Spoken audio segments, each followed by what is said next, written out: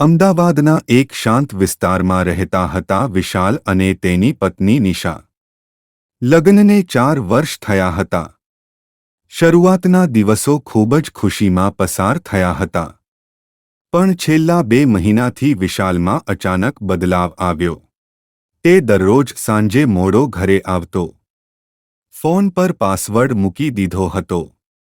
ક્યારેક બહાર જઈને ધીમા અવાજમાં વાત કરતો. ઘરે આવીને પણ વિચારોમાં ખોવાયેલો રહેતો. નિશા બધું જોતી હતી. શરૂઆતમાં તેણે વિચાર્યું કે કદાચ ઓફિસનું કામ હશે. પણ એક દિવસ વિશાલના શર્ટ પર અજાણી સ્ત્રીઓ વાપરતા પરફ્યુમ જેવી સુગંધ આવી. નિશાના મનમાં શંકાનું બીજ વાવી ગયું. બીજા દિવસે વિશાલે કહ્યું, આજે પણ મોડું થશે. મારી રાહ ન જોતી. આ શબ્દોએ નિશાના મનમાં આગ લગાવી. તેના મનમાં સતત એક જ વિચાર આવતો. શું વિશાલના જીવનમાં કોઈ બીજી સ્ત્રી આવી ગઈ છે? એક રાત્રે વિશાલને ઊંઘ આવી ગઈ. નિશાએ તેનો ફોન ખોલવાનો પ્રયત્ન કર્યો, પણ પાસવર્ડ હતો. તે રાતે નિશાને ઊંઘ જ ન આવી. એક રવિવારે વિશાલે કહ્યું કે તે ઓફિસના કામે જઈ રહ્યો છે. નિશાએ નક્કી કર્યું કે આજે તે તેનો પીછો કરશે. વિશાલ કાર લઈને નીકળ્યો.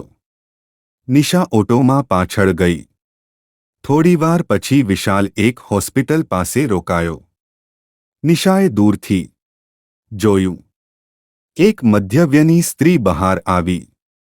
વિશાલે ખૂબ આદરથી તેમને હાથ પકડ્યો અને અંદર લઈ ગયો. થોડીવાર પછી બંને હસતાવાતો કરતા દેખાયા. નિશાનું હૃદય તૂટી ગયું. તે વિચારી બેઠી, મારી શંકા સાચી હતી. પણ આ તો માત્ર શરૂઆત હતી. ઘરે પહોંચતા જ નિશાએ વિશાલ સાથે ભારે ઝઘડો કર્યો. કોણ છે એ સ્ત્રી? વિશાલ થોડા સમય માટે ચૂપ રહ્યો. પછી માત્ર એટલું જ બોલ્યો, હમણાં હું કંઈ કહી શકતો નથી. સમય આવશે ત્યારે બધું કહીશ. આ જવાબે નિશાનો ગુસ્સો વધુ વધી ગયો. તે બીજા જ દિવસે પિયર ચાલી ગઈ. પિયર ગયા પછી પણ નિશા શાંત રહી શકી નહીં. એક દિવસ તેણે ફરી વિશાલનો પીછો કર્યો. આ વખતે તેણે જોયું કે વિશાલ હોસ્પિટલમાંથી દવાઓ લઈને સીધો એક નાના ભાડાના ઘરમાં ગયો. અંદર ફરી એ જ સ્ત્રી હતી. બારણું બંધ થઈ ગયું. હવે નિશાને ખાતરી થઈ ગઈ.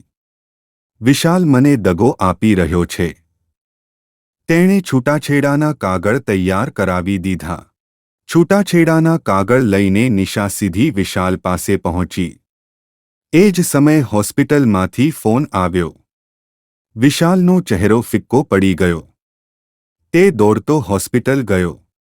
નિશા પણ પાછળ ગઈ. હોસ્પિટલમાં જે દૃશ્ય જોયું, તેના પગ નીચેથી જમીન સરકી ગઈ. પથારી પર વિશાલની જન્મદાતા માતા હતી. અને જે સ્ત્રીને નિશા બીજી સ્ત્રી સમજી રહી હતી, તે તો વિશાલની માસી હતી. ડોક્ટરે કહ્યું, તમારી માતાને ગંભીર બીમારી હતી. તેમણે વહુને ક્યારેય ચિંતા ન થાય એટલે કોઈને કહેવાની ના પાડી હતી. વિશાલ દરરોજ ઓફિસ પછી માતાની સેવા કરવા આવતો હતો. ફોન પરના બધા કોલ ડોક્ટર અને માસીના હતા. પાસવર્ડ એટલા માટે મૂક્યો હતો કે સારવારના રિપોર્ટ અને હોસ્પિટલના મેસેજ જોઈને નિશા ગભરાઈ ન જાય. નિશાના હાથમાંથી છૂટાછેડાના કાગળ નીચે પડી ગયા. તે વિશાલના પગે પડીને રડવા લાગી. મને માફ કરી દો. મેં શંકામાં આપણો સંબંધ તોડી નાખ્યો. વિશાલની આંખોમાં પણ આંસુ હતા. તેણે માત્ર એટલું જ કહ્યું, સંબંધ તૂટે છે દગાથી ઓછા અને શંકાથી વધારે. થોડી જ વારમાં વિશાલની માતાએ અંતિમ શ્વાસ લીધો. જતાં જતાં તેઓએ નિશાનો હાથ પકડીને કહ્યું, બેટા, વિશ્વાસ ક્યારેય છોડતી નહીં. નિશા ફૂટી ફૂટી રડી પડી. તે દિવસ પછી તેણે જીવનમાં એક વાત ક્યારેય ભૂલી નહીં. જે દેખાય છે એ હંમેશા સત્ય નથી હોતું.